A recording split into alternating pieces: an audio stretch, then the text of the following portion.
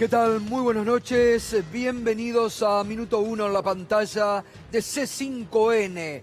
Hoy más que nunca, la realidad, clarificando información para que no te confundan más en esta Argentina que despega con una nueva realidad económica y social que es necesaria día a día clarificar. El Congreso, la Cámara de Diputados, está debatiendo en estos momentos la Ley de Recuperación Económica y Solidaridad. Estamos en vivo en el Congreso de la Nación, donde va para largo justamente esta sesión. Sí, podemos ver la imagen del Congreso. Está hablando el diputado nacional Leopoldo Moró. En este momento, les decía, una sesión que viene para largo. Se espera así que a la madrugada, con las primeras horas de la mañana de este viernes, quede aprobada una ley necesaria para enfrentar el desastre que el macrismo ha dejado en la Argentina. Escuchamos a Moró. No es justicia social, pero en este debate podemos llegar al absurdo de que el oficialismo nos diga que hay que dejar todo como está en la Argentina. No quieren tocar nada. Y si dejamos todo como está, terminamos hundidos porque ustedes nos llevaron a este abismo. ¿Cómo no vamos a tocar nada?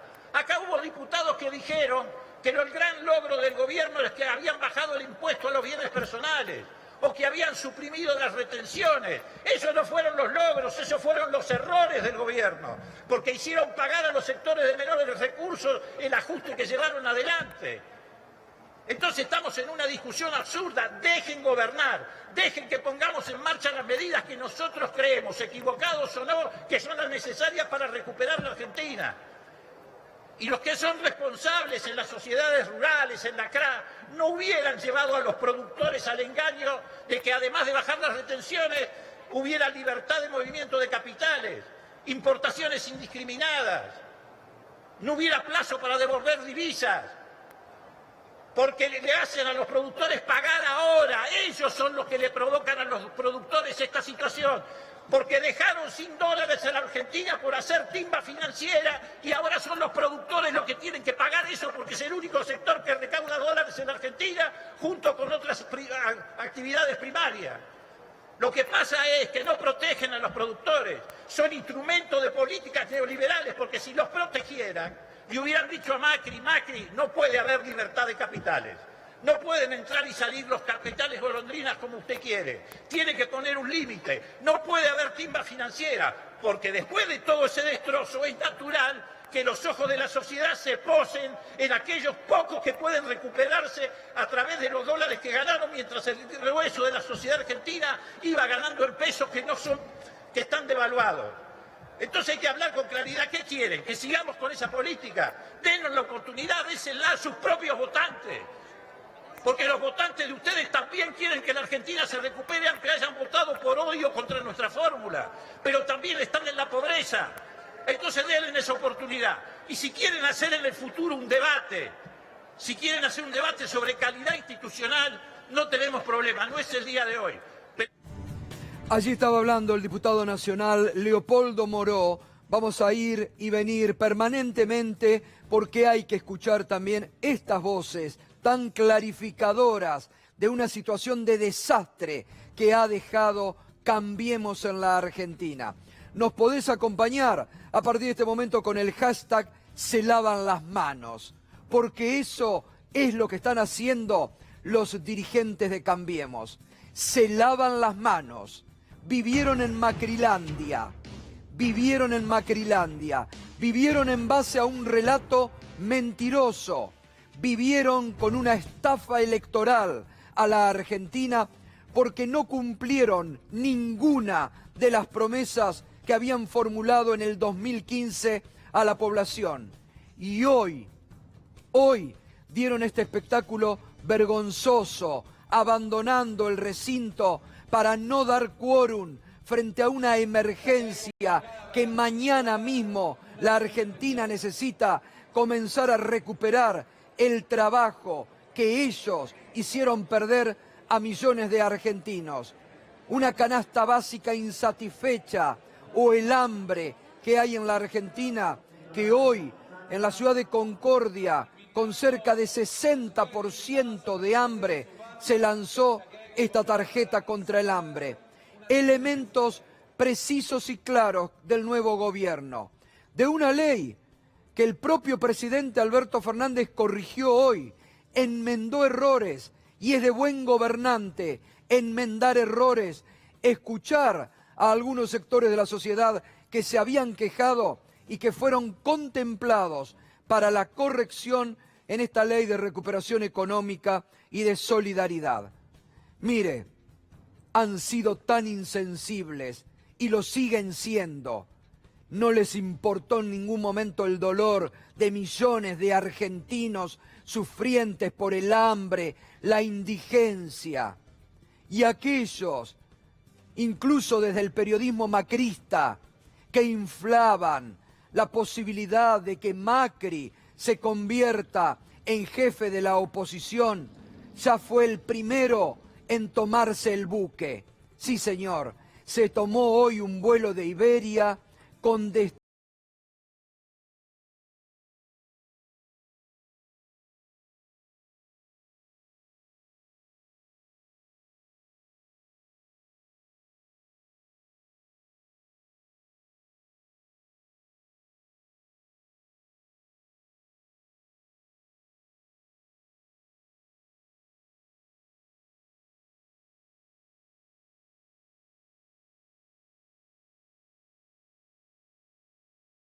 En estos 4 años, todas las ganancias para sus amigos, para él.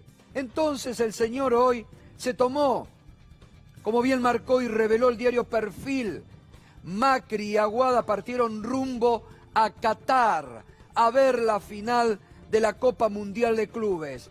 Mientras el debate en el Congreso por la ley de emergencia se encontraba en pleno apogeo, el líder del PRO y su esposa llegaron al Aeropuerto Internacional de Ezeiza para emprender un viaje de relax.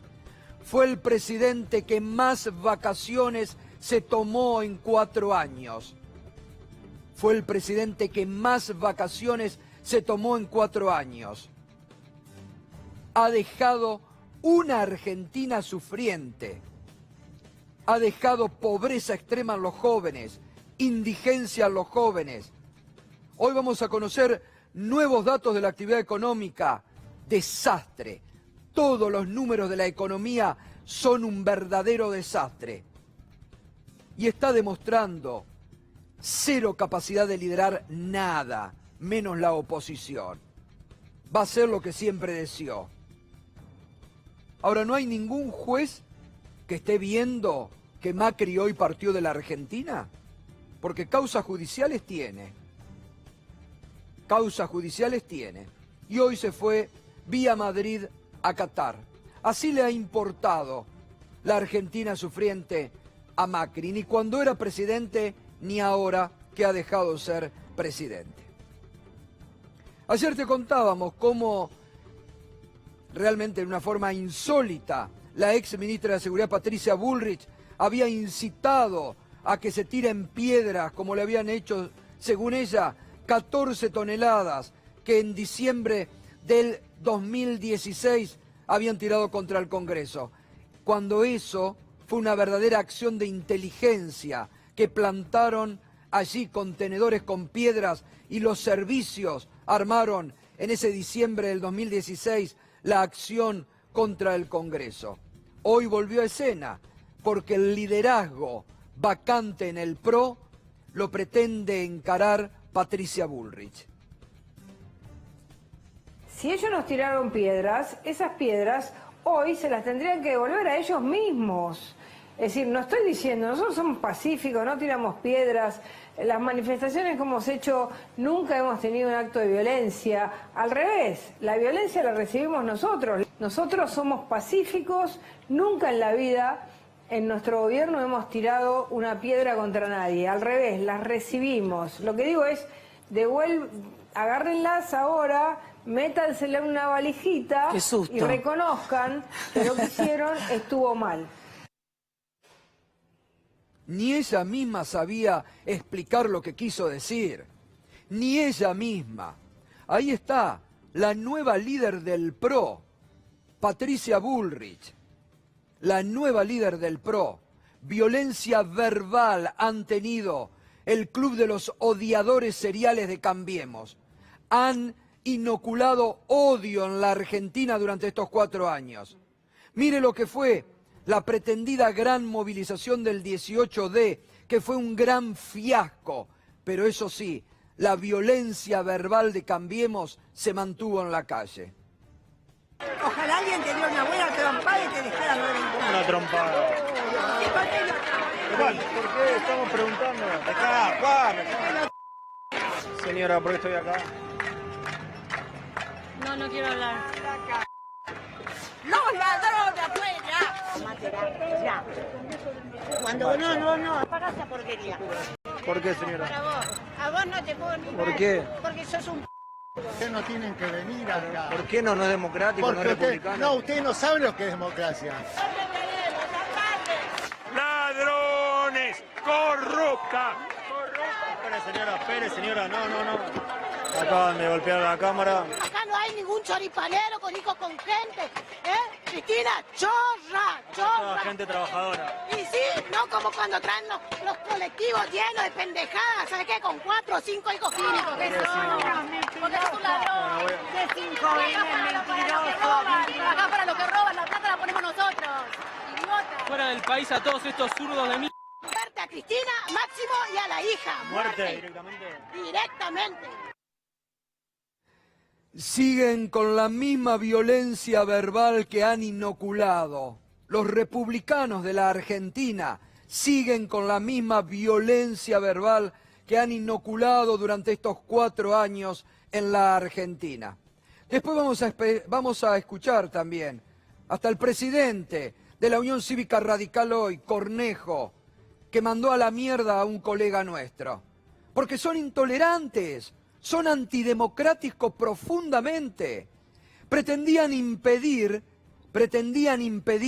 la jura de diputados hoy en el Congreso de la Nación, porque buscaban ya el fracaso de la primera ley que en 7 días el presidente había mandado.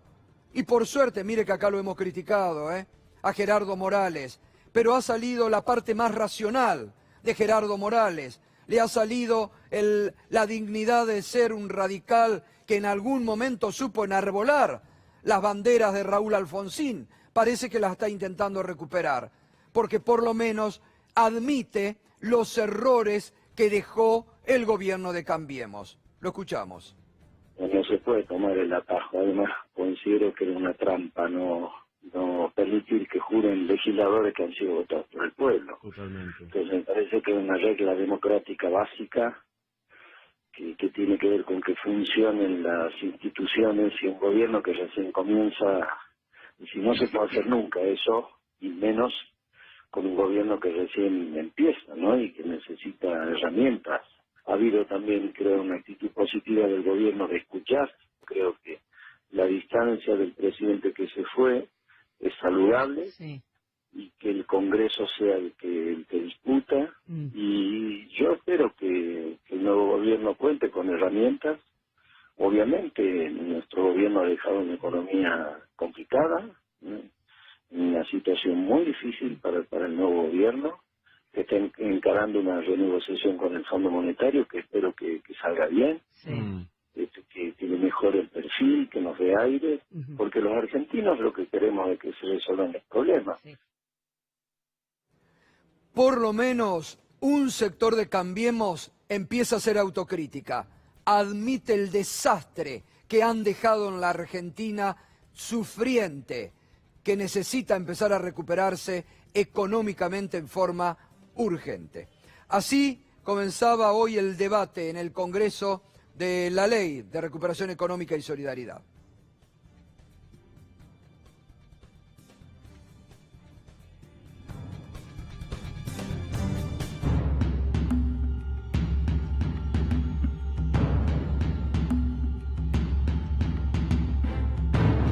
¿No nos parece bien cerrar el Congreso de la Nación en el altar de las herramientas del nuevo gobierno. Es una nueva ley de plenos poderes que se está pretendiendo votar en la Argentina. La democracia argentina se debe un acuerdo político para luchar contra la desigualdad social. Entiendo las necesidades políticas del gobierno de Alberto Fernández, instalar la sensación de tierra arrasada, pero ese relato no es consistente con una transición ordenada que hemos tenido en nuestro sistema político como hace muchos años no teníamos.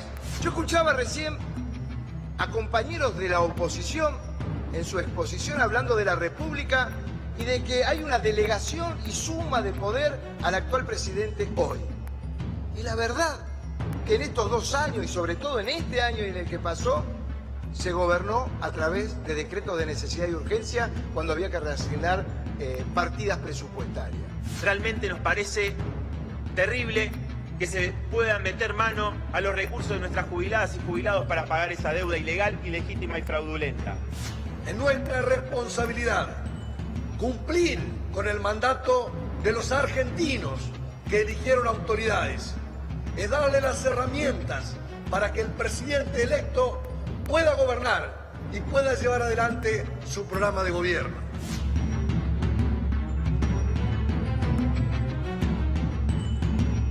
Y como te decíamos al inicio, la ley ha sufrido cambios. Comenzó hoy a través de una decisión del presidente Alberto Fernández que habilitó al presidente de la bancada oficialista, Máximo Kirchner, a introducir cambios en la ley. Vamos a ver, dólar turista, modifican el artículo 40, los consumos hechos en dólares antes de la sanción de la ley no abonarán el 30% del impuesto. Esto era una preocupación de muchos argentinos, esto no va a estar. Los consumos hechos en dólares antes de la sanción de la ley no abonarán el 30% del impuesto. Fernando Alonso, una línea, es importante este dato, ¿no? Sí, ¿qué tal, Gustavo? Buenas noches. Ayer el presidente del Banco Central, Miguel Pes, había dicho que iba a alcanzarlos. Por suerte hoy vino la aclaración, si se realizó el consumo con la tarjeta. Hasta ayer estaba. Hasta ayer estaba vigente. Por eso decimos, hoy fue el presidente Alberto Fernández el que reaccionó a estas modificaciones. Por eso mismo viene la aclaración, si ya está hecho el consumo, no paga, incluso si lo hace hoy y mañana, y probablemente esta semana, hasta que esté sancionada esta ley, no va a estar alcanzado por el impuesto a los consumos con tarjeta de crédito.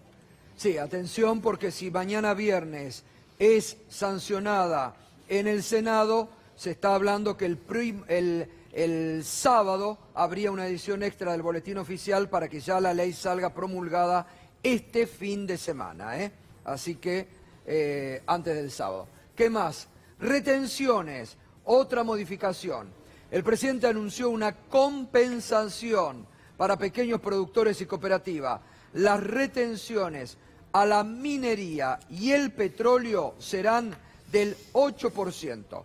En realidad, lo que ha hecho el presidente Alberto Fernández es tomar un proyecto de la Federación Agraria Argentina.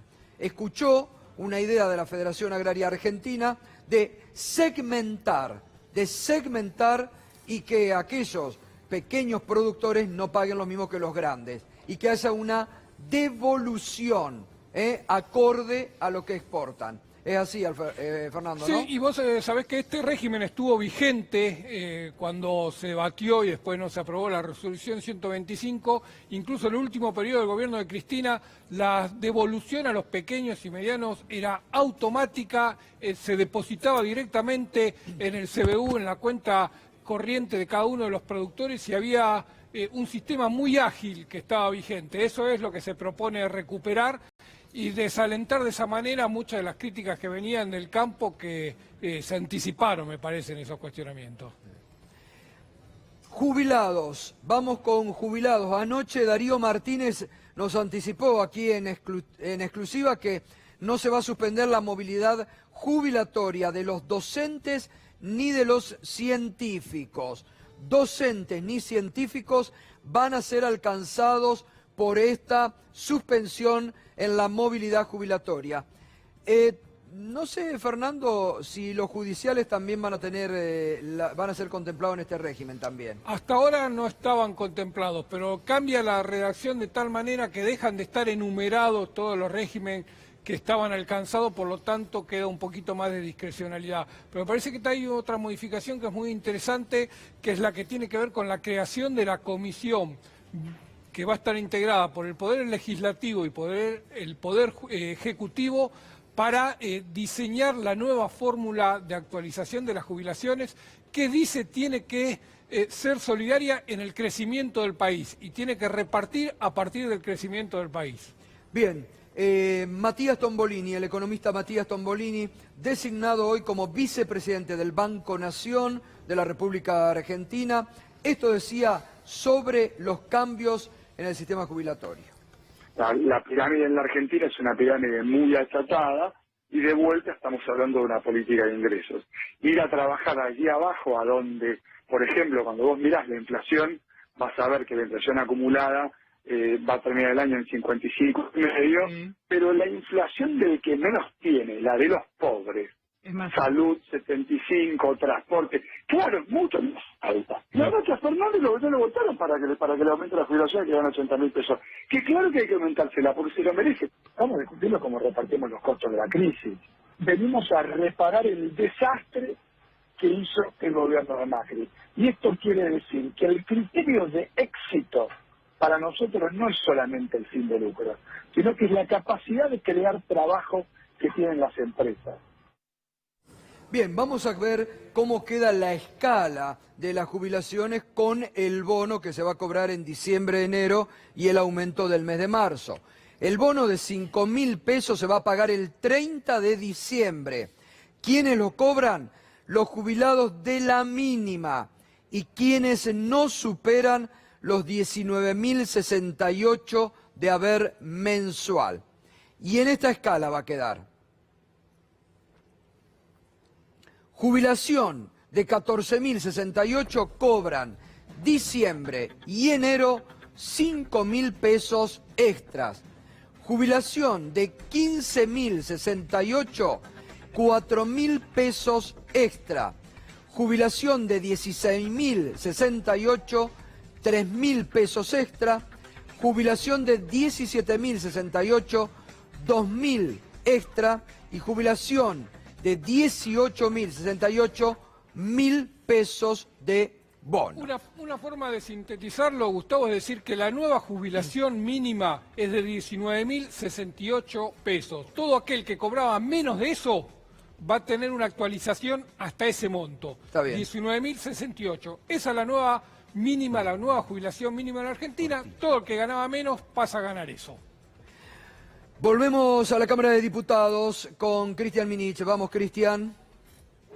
Gustavo, buenas noches. Se debate la ley de solidaridad. Estamos junto al diputado nacional Walter Correa.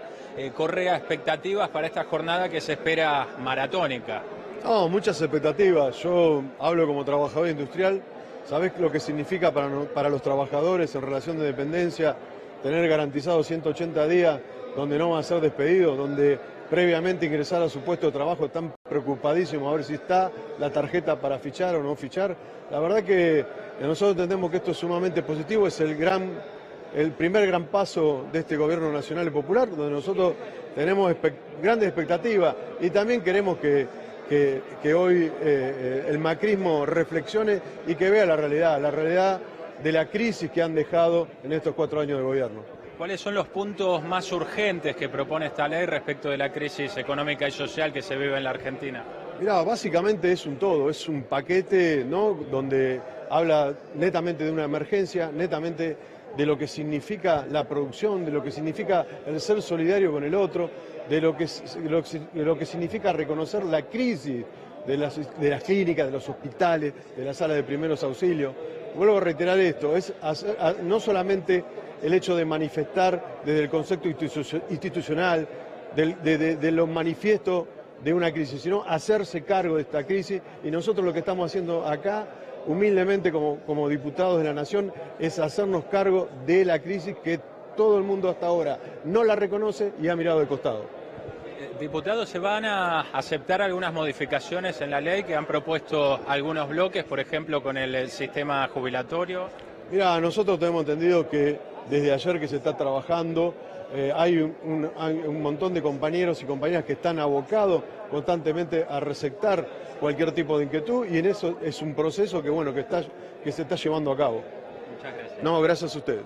Bien, el diputado Walter Correa, se espera, Gustavo, una sesión maratónica. Se va a votar aparentemente cerca de las 5 de la mañana y se podría extender un poco más también. Bueno, muchas gracias, Cristian. Hasta luego.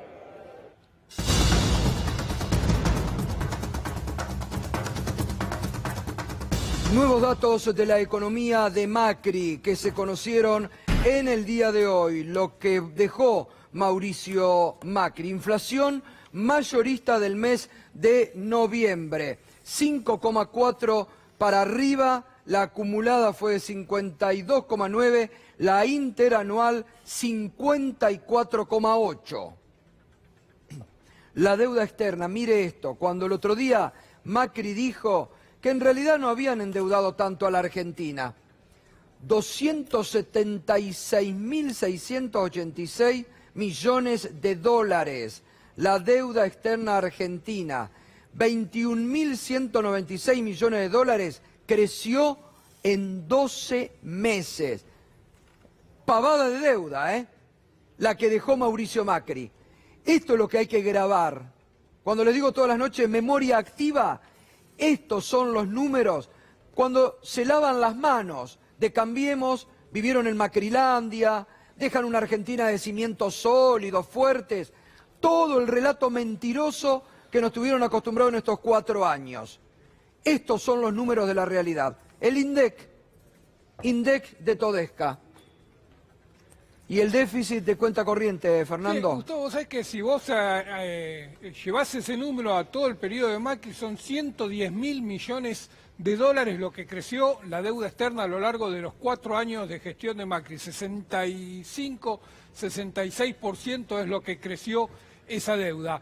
Y vos mencionabas la cuenta corriente, el déficit de dólares, porque el problema no es solo el nivel de la deuda, el problema es que además dejó una faltante de deudas en la economía argentina que hace que hoy sea muy difícil poner en marcha la economía. No hay crédito ni en pesos ni en dólares. Pero hoy tenemos lo que es el déficit de la cuenta corriente del tercer trimestre, 1.052 millones de pesos. En los primeros 3 trimestres del año, 6.500 millones de dólares de déficit de la cuenta corriente. Esto significa que la Argentina gastó 6.500 millones de dólares más de lo que tiene. Obviamente esos dólares terminaron saliendo de las reservas internacionales porque era la única fuente de financiamiento que le quedó al gobierno. Y eso es lo que hace hoy muy complicado al gobierno de Alberto Fernández, por ejemplo, enfrentar el pago de la deuda externa. No puede pagar una economía que tiene este déficit de dólares y que no tiene ninguna fuente de financiamiento porque Macri las agotó todas. Muy bien, ayer te comentábamos que había trascendido que las actuales autoridades de la AFIP habían ordenado un sumario interno para que se investigue por qué Alberto Abad, como titular de la AFIP, había contratado a 2 estudios jurídicos extra AFIP, el de Ricardo Gil Lavedra y el del doctor Alejandro Carrió, para accionar solamente en una causa, cuando la AFIP tiene cerca de 2.500 abogados y algunos de ellos muy preparados. Esto incluso en su momento dio una reacción interna gremial muy fuerte, que salieron a protestar frente a esto. Hoy trascendió, se filtró el contrato entre la AFIP de Alberto Abad y el estudio de Ricardo Gil Lavedra. Juan Amorín tiene toda la información.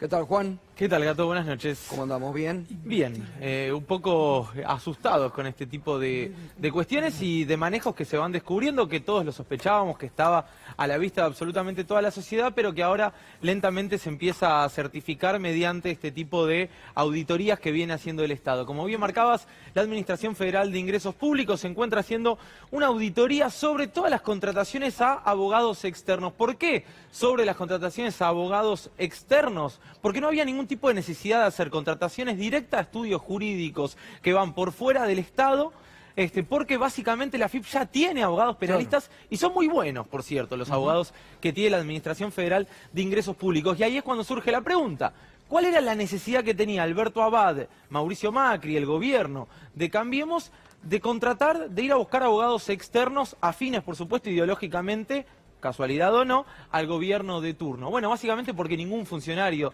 de Estado, de carrera, se va a querer ensuciar con una posible causa a futuro por incumplimiento de los deberes de funcionario público, por ejemplo. Y además porque, como demostró la semana pasada Alberto Abad, en esa bochornosa presencia como testigo en tribunales, donde decía, no sé, cuando le él es querellante contra la empresa Oil, con la operación política contra este grupo. Cuando le preguntaron ¿a qué se dedicaba la empresa Oil? Dijo, no sé. Era querellante y no sabía. No, y además, querellante... Lo van a denunciar por falso testimonio, además. Realmente es impresionante, porque le dicen, ¿usted sabe si Oil le vendía a consumidor final, que es fundamental por el tema del impuesto al combustible? No, no sé. La persona que inició la denuncia, la persecución, bueno, más claro, imposible. Si te parece, Gato, vamos a empezar a ver en papeles lo que se traduce, lo que confirma que lo único que hubo acá fue una persecución completamente arbitraria dirigida desde el Estado. La AFIP contrata al doctor Ricardo Gilavedra para brindar sus servicios profesionales de asesoramiento en el marco de la causa denominada Kirchner Néstor y otros sobre asociación ilícita. Es la causa... acá se deriva la causa Oil. Exactamente. La asistencia del profesional lo será sin sujeción de horario ni registro de asistencia. Sin embargo, en este acto el profesional se compromete voluntariamente a asistir asiduamente cuando las circunstancias lo requieran. ¿Cuál era el control que tenía la AFIP sobre lo que estaba pagando, que efectivamente se cumplieran los plazos y etcétera? Bueno, no importaba, era sin sujeción de horario ni registro. Lo importante era simplemente que se cumpliera con la persecución a las personas que había que perseguir desde la AFIP en esta causa. No había otro motivo. Sigue el contrato y ahora te voy a mostrar algo más interesante todavía, que no tiene que ver exactamente con la auditoría que está realizando esta nueva gestión y que echa por tierra cualquier tipo de argumento del estilo vienen por la venganza acá, etcétera. Vamos a terminar con esto y ahora lo repasamos. El profesional percibirá como retribución en concepto de honorarios profesionales y en un todo de acuerdo con los términos de referencia la suma de 2.178.000 pesos. Esto era por un año de contrato iniciándose en junio de 2016. 2.178.000 pesos de 2016. De $1 a 16, 17 pesos. No mucho más. Y después tenemos otro informe que emitió la asociación Bajo la Lupa. Bueno, acá tenemos la fecha justamente. 15... Y acá están las firmas, ¿eh? La firma de... Esto es lo importante. Tagliatori. El contador público Abel Daniel Tagliatori, subdirector general, Subdirección General de Administración Financiera, y la firma del doctor Ricardo Gilavedra para trabajar bajo esta causa, que lo que está saliendo a la luz. Mañana, hoy hubo un testimonio del periodista Hugo Alconada Moon, del diario La Nación, donde aparente que fue quien en el diario La Nación también dio a conocer para ellos era evasión. Hoy fue como testigo al juicio. Mañana vamos a tener el informe, pero parece que el propio periodista admitió errores en la nota que él mismo hizo. Es decir, una causa que con lo de Abad de la semana pasada, que era no sé, no me acuerdo, no sé, se vio que estuvo direccionada por Macri con el solo objetivo de destruir por venganza, porque Cristóbal López le había dicho que no iba a poner estos medios para la persecución política de la expresidenta, como está atestiguado frente a la justicia en la denuncia por asociación ilícita que encabeza Mauricio Macri, que investiga la jueza Servini con el fiscal Guillermo Marijuán.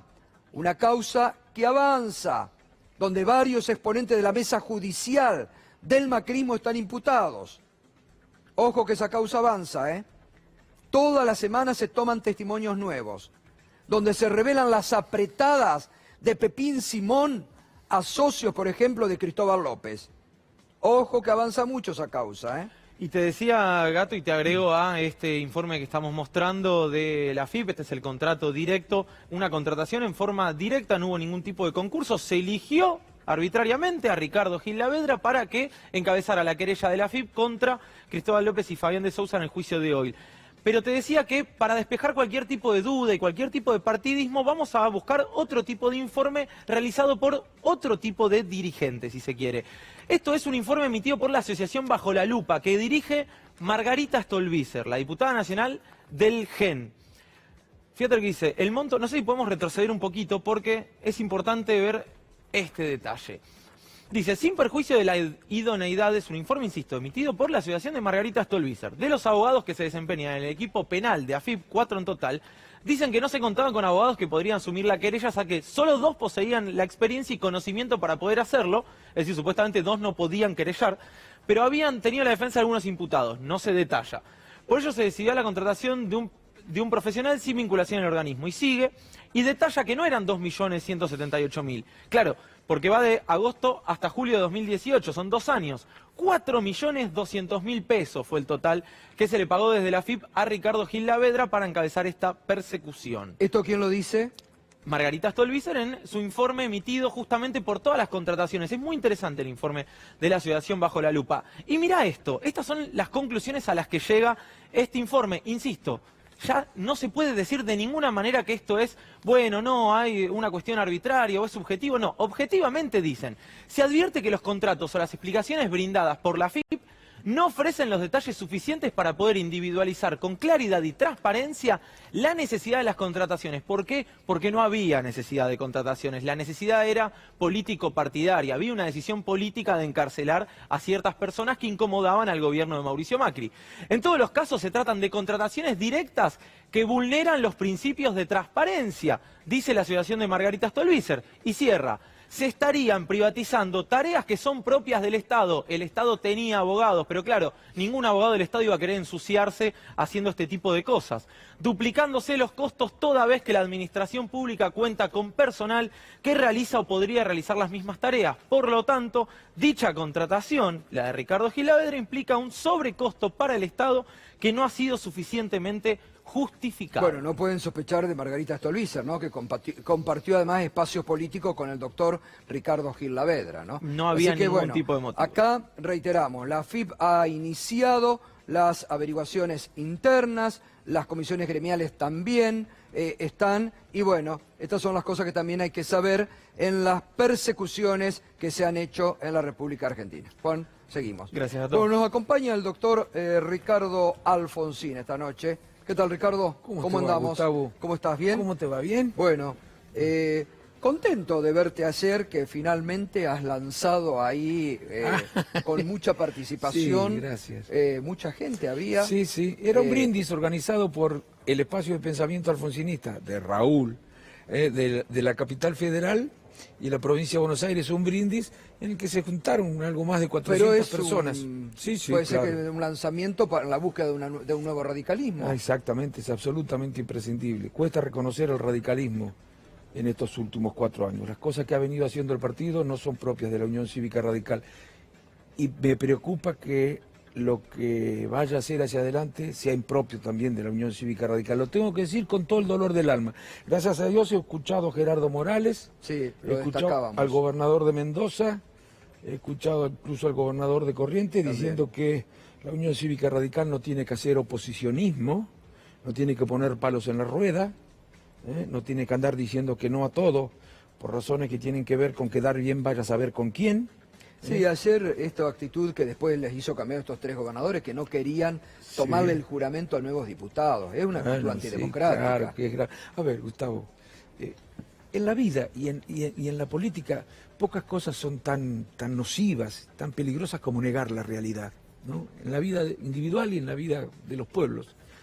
La situación es muy grave, Gustavo. Ojalá pudiéramos decir otra cosa. Vos recorres el país, Ricardo. Pero absolutamente, pero además... A ver, lo que pasa es que desde la actual oposición se quiere negar la existencia de una gravedad tal, porque claro, tienen que hacerse responsables Claro. de los problemas.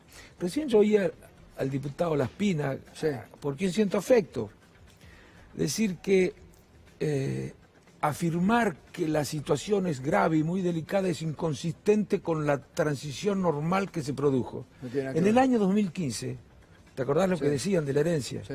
Las cosas que decían Sí, de la sí, herencia. sí, Y la claro. transición también. Tanto que decían que era asintomática. De manera que ese no es un argumento sostenible y no hay que engañarle a la sociedad. No hay plata. No hay, lamentablemente no hay plata. Y cuando no hay plata y necesitas plata, tenés que pedir esfuerzos. Esta vez el esfuerzo tiene que ser distribuido de otra manera.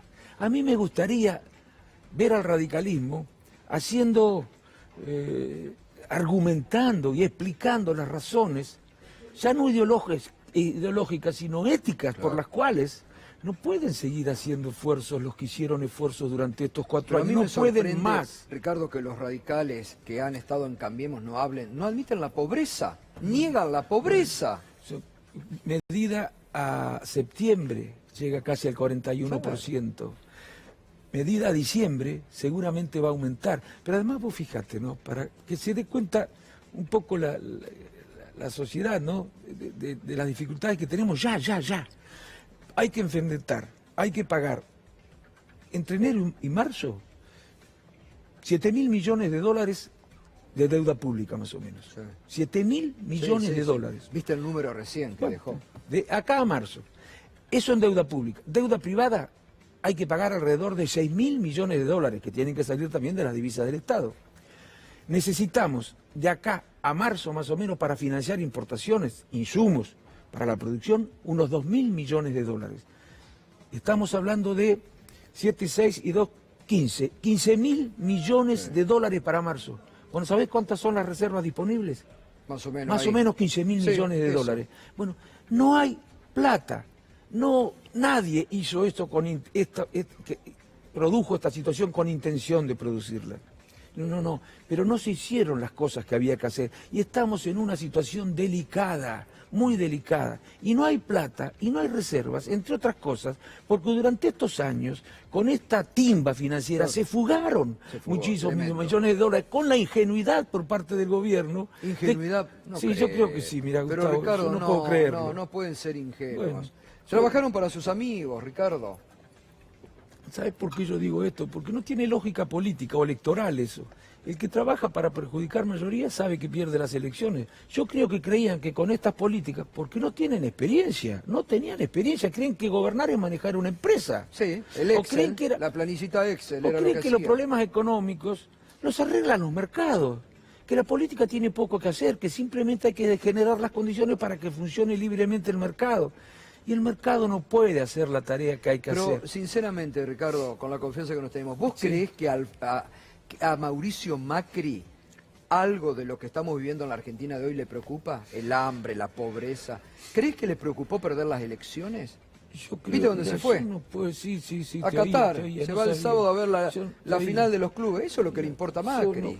Vos sabés que yo no trato de no juzgar intenciones, yo juzgo los resultados. Que fueron ¿Viste? pésimos. Espero que lo juzgue, espero que lo juzgue la gente. Ahora, la Unión Cívica Radical, esta decisión de hoy, de negarse a dar el quórum para discutir, no como dice un legislador en el debate, algo que necesita el gobierno. Los argentinos necesitan un sector de la clase media y de la clase trabajadora y de los jubilados, necesitan que se tomen estas decisiones. Negarse a dar quórum esto nos aleja. A mí me preocupa porque yo creo que la calidad de vida de la gente depende en gran medida, aunque no únicamente, de la calidad de la política. Exacto. Y la calidad de la Exacto. política, de la calidad de los partidos. Y yo veo que el radicalismo, la verdad que se está alejando cada vez más de aquellos sectores a los que debe defender. Pero además, yo me preguntaba la semana pasada, este acuerdo, ¿qué fue? Un acuerdo de cúpulas por el cual renovaron la presidencia en Cornejo, porque no hubo un debate. Sí, bueno. A ver, no ha habido una sola referencia autocrítica. Es como si todo hubiera salido bárbaro. Claro. Cuando las cosas salen perfectas, cuando todo sale tal cual estaba previsto, Cuando todo sale tal cual estaba calculado, bueno, las decisiones que se toman en la renovación de las conducciones no tienen por qué hacer autocríticas ni mirar el pasado para corregir errores. Pero no ocurrió eso, todo salió al revés. Todo salió exactamente al revés de lo que se decía en el 2015 que iba a ocurrir hoy en el año 2019.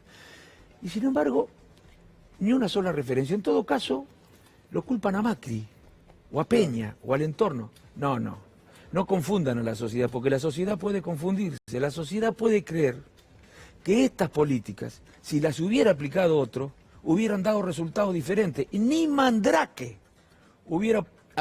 si hubiera aplicado estas políticas, hubiera resuelto los problemas. Entonces, que digan, las políticas que se aplicaron hasta ahora fueron equivocadas. Las acompañamos y hacia adelante trataremos de ser más fieles con nuestras ideas para ver si tenemos coincidencias con el justicialismo, que seguro, si hacemos radicalismo las vamos a encontrar. ¿Y qué sensación tuviste en el encuentro con el presidente Alberto Fernández? Bueno, la sensación extraña en realidad la tuve. Vos sabés que a mí me parece natural. Ustedes muchos no se conocían. No, yo lo había visto a él cuando estaba en el súper llano, digamos, todavía no era candidato, cuando ni siquiera estaba tan activo en la política, habíamos coincidido en muchas cosas, después hablamos antes de ser candidato, después hablamos por teléfono, pero a mí me pareció una conversación en la que además de coincidir en muchas cosas, terminar con la grieta, poner en marcha el aparato productivo, explicar bien la situación difícil, porque los problemas no se van a resolver de la noche a la mañana, lamentablemente no se van a resolver de la noche a la mañana,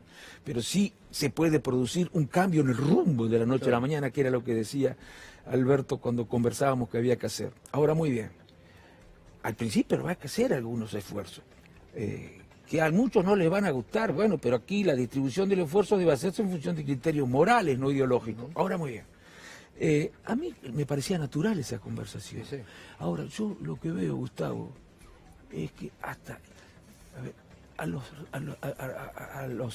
a dirigentes de Cambiemos les parece que lo natural es que yo me niegue a dialogar, que yo no dialogue con nadie. Claro. Pero ¿dónde han visto eso? El nivel, el deterioro de la calidad de la política, el deterioro del discurso político, el deterioro de la discusión política, las cosas que hemos oído estos días. Además, Ricardo, Alberto Fernández, desde la campaña, lo dijo en el discurso inaugural, ha hecho permanentemente menciones a Raúl Alfonsín. Sí. El cierre del discurso inaugural donde dijo, y para que se cumpla lo que Raúl afirmaba, de que con la democracia se come, se educa, se cura, vamos hacia eso. Vamos a demostrar que así, porque Alfonsín decía, la democracia, si con la democracia no todos pueden curarse, comer y educarse, esa es una democracia renga. Exacto. Y hay que seguir trabajando. Exacto. Por más democracia, porque la democracia efectivamente se realiza cuando todos pueden vivir con dignidad. Totalmente. Ahora, que además, fíjate, esto habla de la calidad de la política, ¿no? Que cualquier dirigente de cualquier partido político se sentiría contento de que otro dirigente de un partido político distinto le oje uno del suyo. Obvio. Bueno, acá es una cosa que parece que le molestó. Porque arriaron las banderas de Raúl, Ricardo. Porque los pone en evidencia. Sí, los pone en evidencia. A muchos los pone en evidencia. Y bueno, no los igual que los poníamos en evidencia muchos que decíamos que el radicalismo durante estos 4 años no estaba haciendo radicalismo en el sentido de que no estaba defendiendo las banderas. El partido no es el Comité Alsina, el edificio de la calle Alsina, ni las banderas, ni las marchas. El partido no es eso, el partido es un sistema de ideas. Y vos podés seguir estando sentado en el sillón del presidente de la calle Alsina, del edificio de la calle Alsina, pero estar defendiendo ideas que no tienen nada que ver con el radicalismo. Entonces, a los que quieren defender el radicalismo, que se preocupen por defender las ideas y que no se callen la boca cuando la Unión Cívica Radical, bueno, asume posiciones o definiciones que nada tienen que ver con nuestro partido. ¿Y estás dispuesto a dar pelea ahora interna? Sí, estoy dispuesto. Yo, mientras éramos oficialismo, era más difícil ahora. Y capaz que la doy en capital, veré. Capaz que la doy en provincia. Y si tengo que morir, muero con las botas puestas. Pero por lo menos que sepan muchos que el radicalismo no es solo quienes están sentados en las bancas algunos por lo menos de ellos, ni las conducciones. Hay muchísimos radicales que seguimos pensando de manera diferente y que no ponemos la libido en los cargos, la ponemos en las ideas. Bueno, equivocados podrán decir, bueno, sería muy bien. interesante que des la pelea en Capital, porque Angelici quiere, Bueno, Angelici vamos a ver. quiere ser. Vamos, ayer hicimos un acto con amigos de la capital muy importante y yo pienso, mira, yo estoy muy preocupado, Gustavo, te digo la verdad, muy preocupado y además apenado. Está porque veo preocupado, el nivel pero de la a mí me discusión. interesa mucho lo que vos decís. El deterioro de la convivencia política Sí, en la Argentina absolutamente. va en contra de la democracia. Después aparecen los Bolsonaro, los tarados, que salen con cualquiera y la gente compra y después es tarde para lágrimas, ¿no?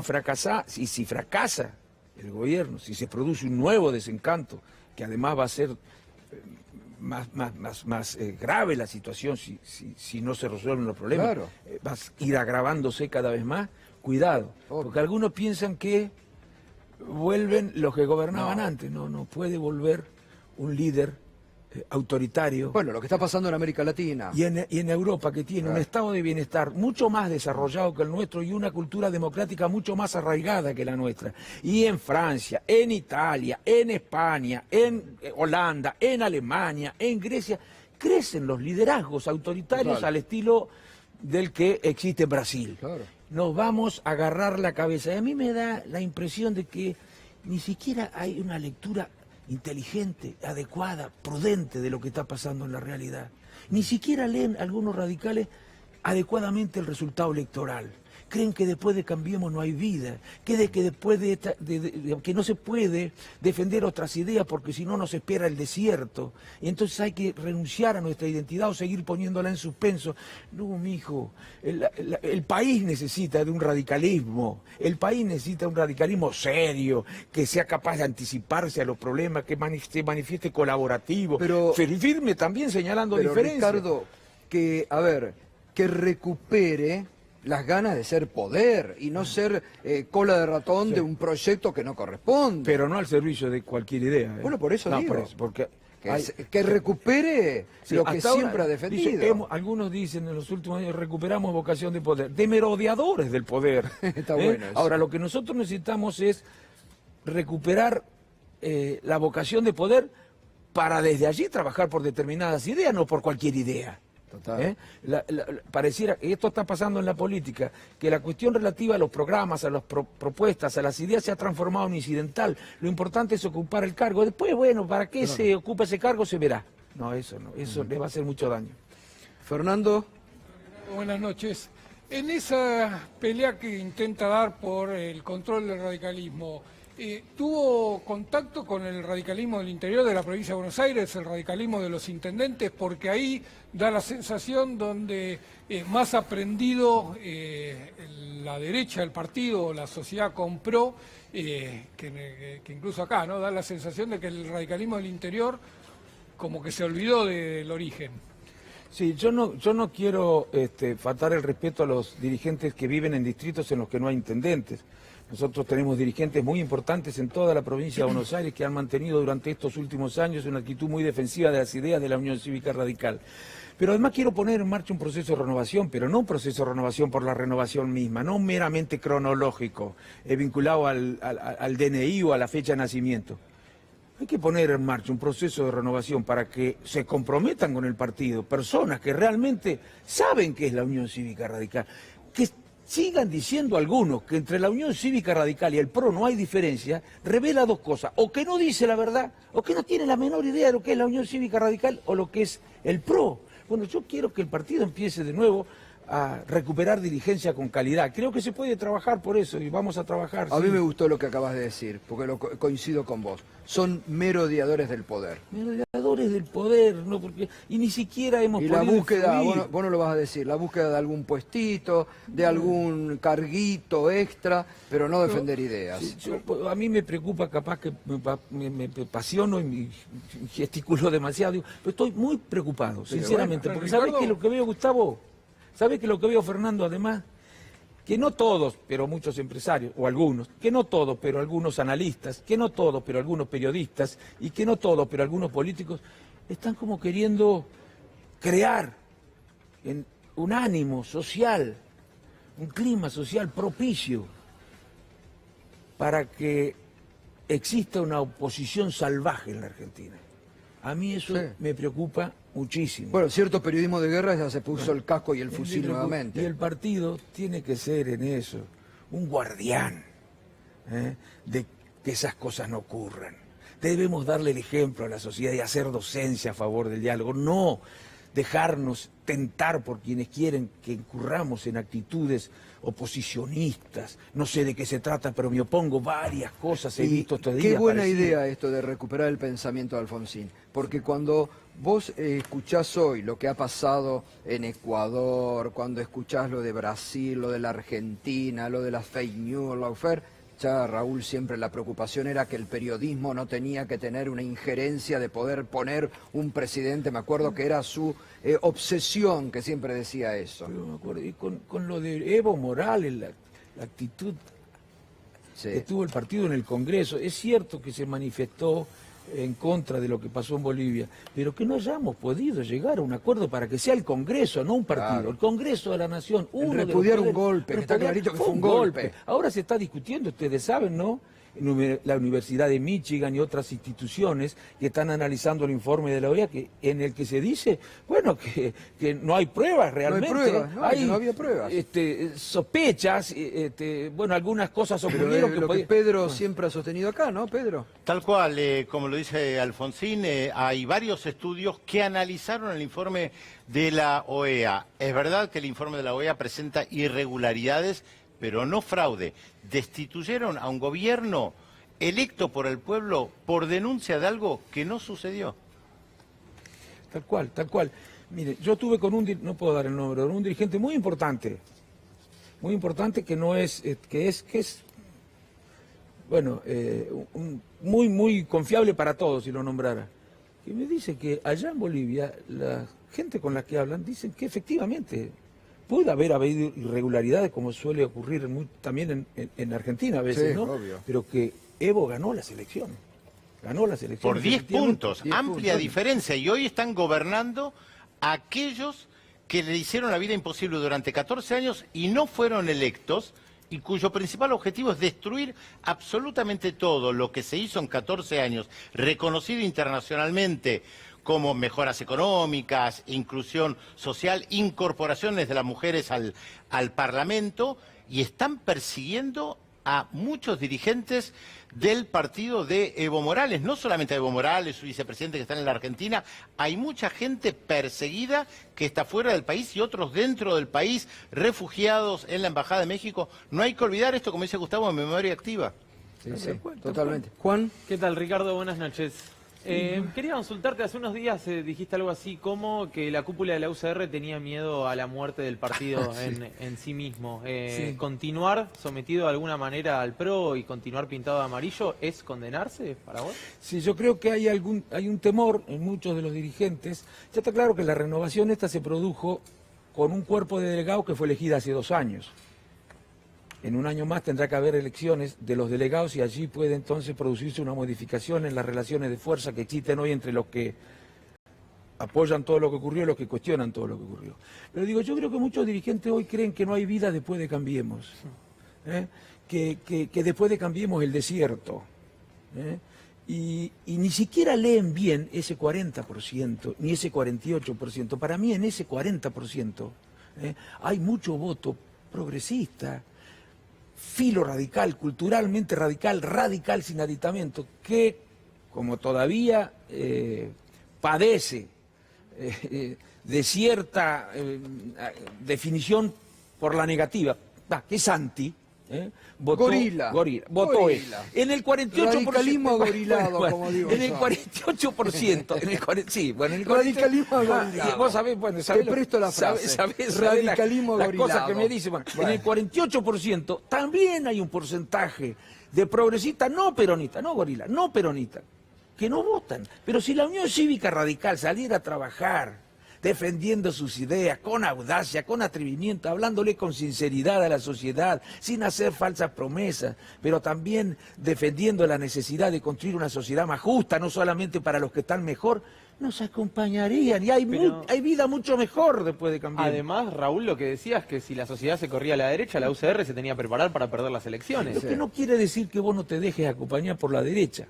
Lo que quiere decir es que los programas de gobierno tienen que ser por la derecha, porque que vos no quieras acompañar, que no quieras que te acompañe ninguna fuerza que puede pensar distinto a vos, no entendés mucho en política. A veces vos tenés que hacer, para llegar al poder, acuerdos con fuerzas que no son tan afines. Pero el programa lo definís vos. Claro. Vos sos el que decís qué se va a hacer. Nosotros, durante estos años, no hicimos eso. ¿Cómo se evita, Ricardo, un radicalismo K? ¿Eh? ¿Cómo se evita no caer en un nuevo radicalismo K? Mira, si el partido sigue así, a mí que me disculpen los correligionarios, pero yo creo que se va a seguir siendo gente del partido. No sé a dónde. No al PRO. Se va a seguir siendo partidos que expresen posiciones más progresistas. De manera que no sé qué es lo que se harán, pero estoy seguro que el partido va a seguir pidiendo adhesiones en el conjunto de la ciudadanía y afiliados y dirigentes. Está muy con mucha, no te digo bronca, pero muy enojados los radicales. Los dirigentes, la dirigencia. En los distintos... Yo vengo a Córdoba ahora, hicimos un encuentro en Villa Giardino con 300 dirigentes. Bueno, habría que ver las cosas que se hablaron. Es momento de, así como te largaste y estás diciendo esto, que empiecen a dar para recuperar el partido. A Dante Rossi, me dejás mandarle que es un hombre que ha peleado. ¿Estuvo acá? Estuvo acá, una vez lo vi, tenés razón. Que ha peleado en unas condiciones desiguales y obtuvo un resultado que se quedaron con la boca abierta porque parecía imposible. Ahí está como se yo recupera. creo que hay. Claro. Pero bueno, tenemos que decidirnos. Nos alegramos, Ricardo. Gracias. Que estés dando la lucha. Gracias, Gustavo. Muchas Ricardo, gracias. Felicidades. Bueno, Juancito. La pausa y ya volvemos. Tenemos para ir al Congreso de la Nación, los cambios, está Pedro Brigger, tenemos a Irina Hauser también, que tiene novedades de importancia a la justicia, así que venimos la próxima hora con todo,